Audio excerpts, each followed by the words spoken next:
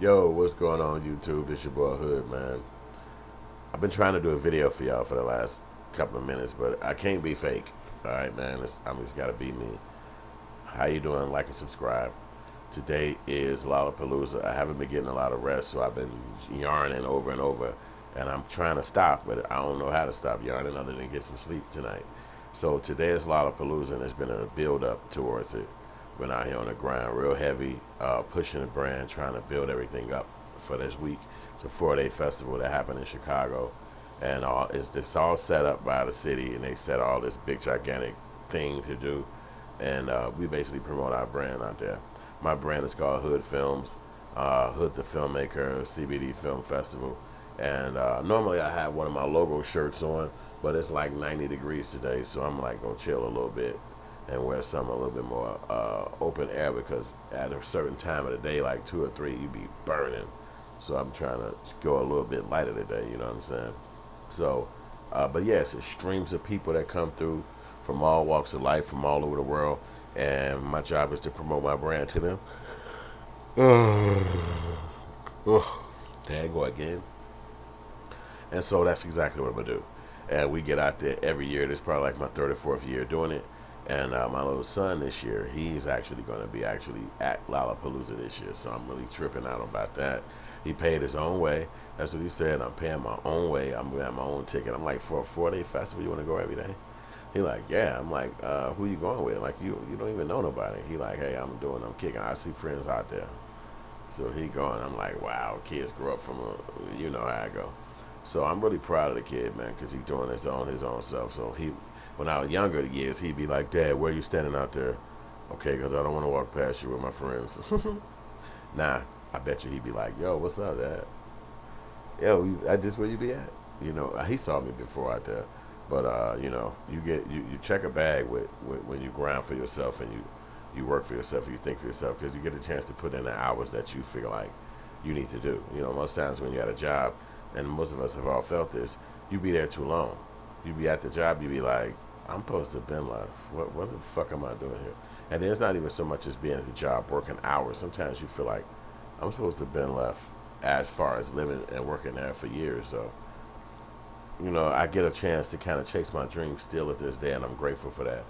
Believe me, if it wasn't for you guys watching this video, or people asking me to do videos, or watching my movies, I would have to be a normal person, and I would be struggling hard as hell to continue to survive as that person. But it's the way I get a chance to continue to live my dream. And so even seeing people at Lollapalooza living a dream, it's just like this big mechanism of people going after what they believe in, and one day you land there.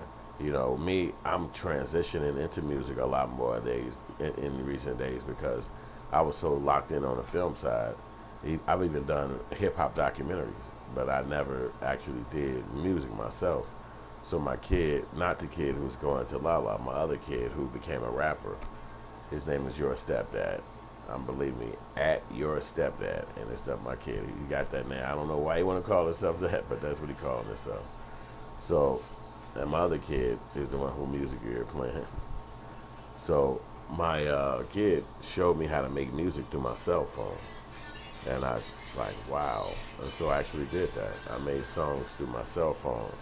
And I did a freestyle rap on one of the beats that somebody submitted for my Killer Rapper movie, which is available right here on this channel for free. And it's a dope movie. And I used one of his songs to actually do my first freestyle. And I like it. You can watch it right here. It's called Do Anything for a Big Bank Account. And I love the song. I created it myself. I did the flow. I wrote it, and it's a fucking masterpiece. It's my first song. So if I did that on my first song, what the hell you think my 10th and 15th song gonna be? My 115th, my 1015th song. So that's what I'm doing. I'm doing the journey of making music and movies at the same time. So that's the move, man. So I'm glad y'all taking the journey with me, because without y'all, I don't know what I would do, man. I need y'all, Charlie. You call y'all the Hood Film Family. Y'all the Hood Film Family. So yeah, man. And I'm trying to get as much relaxation out right now as I can, because it's so fast paced. And it's just now 10 a.m. So this is a smoothie shop that opened up at 11. You can get the fresh fruit smoothie. Ugh. Ugh.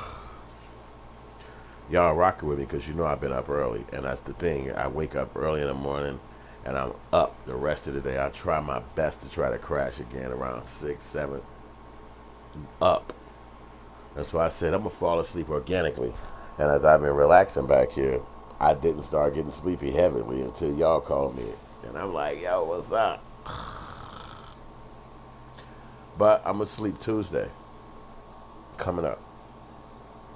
I think by Tuesday the crowd will wane down a little bit, and then the things should go back to normal. So that's when I'm asleep. So right now I'm a little tired, but I ain't gonna let it bother me, baby. I ain't gonna let it bother me, baby. But I used to be hooping right now. That's what y'all see me doing sometimes on my videos. In Chicago, it's only, wait, it did a zoom in again. My phone be doing a zoom in, y'all. It do a zoom in on its own, and that's wrong.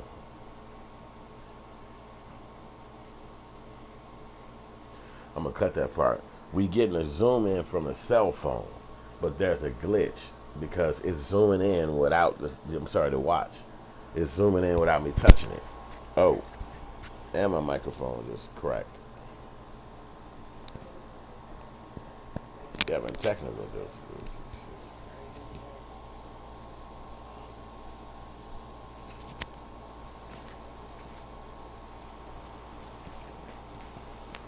All right, we back on. But I don't understand why this is moving. What am I doing? Yeah.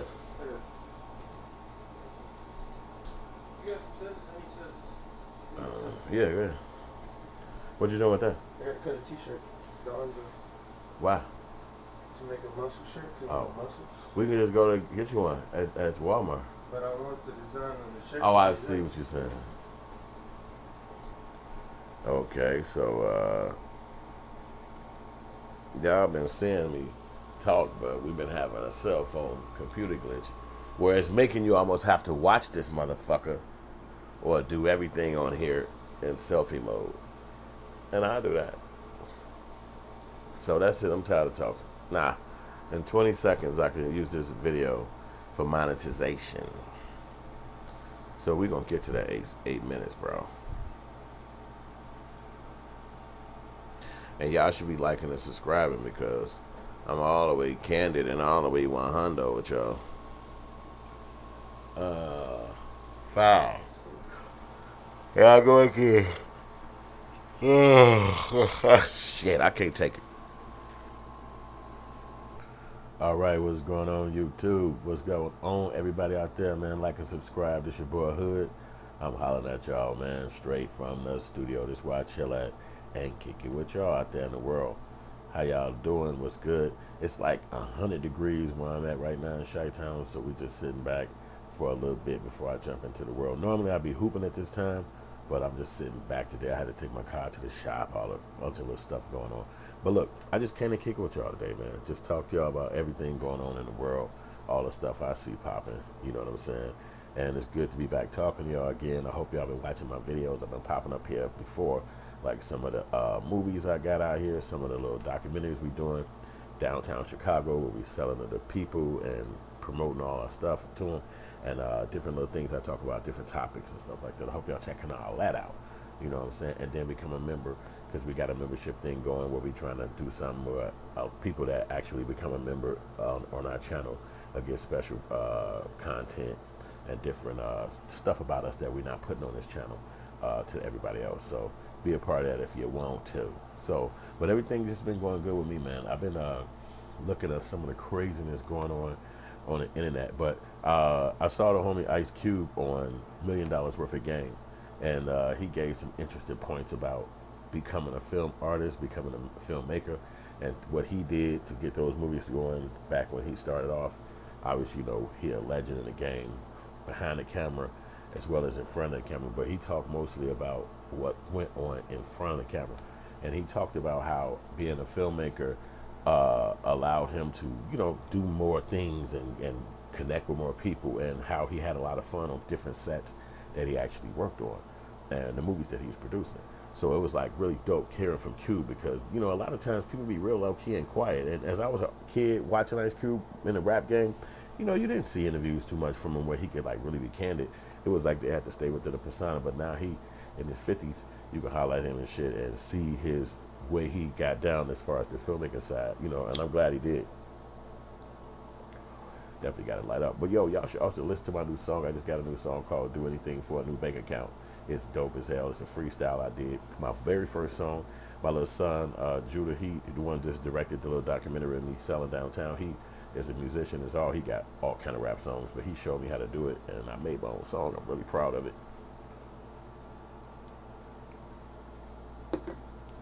I'm trying to play it, a little something of it in the intro of this video if I can. More of it, I definitely played it at the outro of this video. Yo, so anyway, my son showed me how to do it. So anyway, I saw Cube talking about how to tell a story from the first act, second act, third act. And that's real critical in this filmmaking game. And I got like shitloads of papers and books all over the place that talk about this kind of stuff. I'm constantly going into that method to continue to create. I watch little documentary storytelling methods on how to get to the inciting incident in your movie, how to bring it about, how to keep the audience engaged. And Ice Cube kind of talked about that, and we never really heard him go that deep. And I'm really glad he did that because, you know, I get to see how he worked, and it also allows you to understand how important the storytelling part is, not just necessarily the actors and the people who you get, which is definitely important because without having certain actors in this movie, people would have never been interested in it. So he had Cat Williams, Mike Epps, and a host load of other people that's really interesting people who we liked at that time. So now it's a fame, you know, that he kind of added to those guys' careers. So as they continue to do acting gigs, we all kind of followed them a little further. So it's like, yeah, that's old boy from you know, Next Friday or whatever. So incidentally, that's what he said was his most favorite movie, was the one he did was Next Friday. He said because by that time they had known what they wanted to do, they was familiar with what they wanted to accomplish. He was like, so we was ready to do it. He said they had the first movie did so good that the studio threw everything at them. They didn't care about what they asked for to produce the movie, the second one. So it was a good thing to see. So I was just checking my microphone. So just seeing Ice Cube do that was dope, man, and talk about that. So I wanted y'all to hear that, and then as an artist, I want y'all to know that as a filmmaker, that's something critical to do to make sure that you focus on the storytelling aspect. My latest movie, Killer Rapper, that was one of the most important parts of the movie, and why it actually took so long to make, because you have so many versions of the film early on that you actually finally stick to one. And as an artist, you're not really telling nobody. Nobody's telling you to do this. It's just how you create. And then finally you'll be like, okay, this is what this movie gonna be. And then you go into making it happen. And then ultimately people be saying, damn, that was dope, man. I loved it, man. Oh, you went hard. And you like, oh shit, they fuck with this. Okay, bad. So, but it take a time to actually create that story. And so by the time, and then every story don't have the specific beginning, middle, and end, because some stories go back, and that's what made Pulp Fiction about Tarantino such a great thing. And that was actually one of his first movie, if not his first movie, that people saw in 1994. And it hit so hard because he took the narrative beginning, middle, and end, and he flipped it backwards. And so people saw that movie and was like, okay, what the fuck did we just see? And by the time he explained it, it was like, okay, that was dope as fuck. So Ice Cube showed how he was transitioning from being an actor. And if y'all don't know, he got into the film game really because, what's his name? John Singleton at the time was alive. He was young. He was an intern. I think he said he was interning for Arsenio Hall show at the time. And so at that time, he was meeting actors at the studio at Arsenio Hall. And then he had met Ice Cube coming to Arsenio Hall show. And then he told him, hey, I want to write a script and I'm going to give it to you and blah, blah, blah. So eventually he ran into Ice Cube again with the script done, gave it to Cube. Cube read it. Boys in the Hood was the name of the script. And then Cube came on board. He took Ice Cube being a main rapper in America to Hollywood and was like, yo, can y'all produce this? They gave him how many $1 million, and then he directed that. And I remember reading interviews of him years ago, John Singleton, where he was saying that he would be the first person on the set because he literally grew up there. So he would wake up in the crib, I think it was his grandmother's crib, wherever, and just walk down to the set. Could have been his parents' crib, I can't remember exactly. And then he just walked down to the set. And trucks be out there, all that shit. He said, he was like, damn, man, imagine that I got all this shit sitting out here.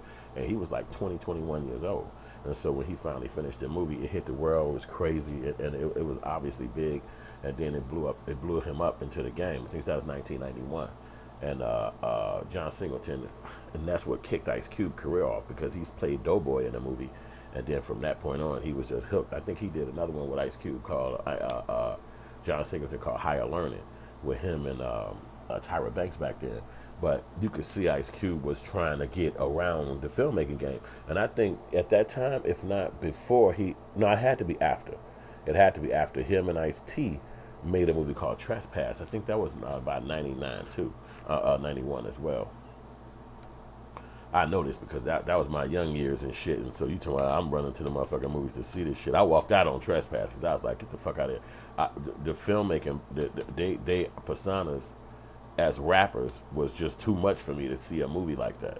It was like, and at that time you got to think they didn't have a lot of black people on TV, so we looked up to these dudes and they played in that movie, and it was like, okay, what was that? Why'd y'all do this? You know what I'm saying? But it was years ago. Wow, I was a fucking kid back then, man. But Ice-T was the star of that one, matter of fact. So it was 1992. So then he came out with Boys in the Hood first. I'm just making sure of that. But I remember all these movies hitting, you know what I'm saying, at that time. And you can almost call these hood movies. You know what I'm saying? Yeah, because Boys in the Hood came out in 1991. I'm like 18, 19, 20. So by the time they came out with Friday and all that shit, my years, I'm getting a little older, but I'm still in the hood movie thing. But at that time, I wasn't making movies. I just hit my microphone. I wasn't making movies because the digital era hadn't kicked in where it was available for black motherfuckers like me in the hood. It took around about 97, 98 for that to kick in. But it was dope for them to be making their movies, because I think by the time Ice Cube made Friday, he had F. Gary Gray directed, and F. Gary Gray was a director who did a lot of their music videos back then. And he was from Chicago, so even hearing about him, he was like, oh shit, somebody from Chicago actually behind the scenes doing the videos for Ice Cube and them and shit. And then he eventually went and did more movies his own self. So, but yeah, man, just hearing about Ice Cube talk about how to lock in on the beginning, the middle, and the end, and how many pages is in the script, that give you like a landscape on how to just actually create and not really worry about what you're doing, just write. And then when you get a nice little amount of the film written, then you can fuck around and go and tighten it up, or even sell it, or even produce it yourself. Because in the digital age we're in today, people just produce the films themselves, and so that's what it is, man. So thank y'all for watching this video. I appreciate y'all coming to kick it with me.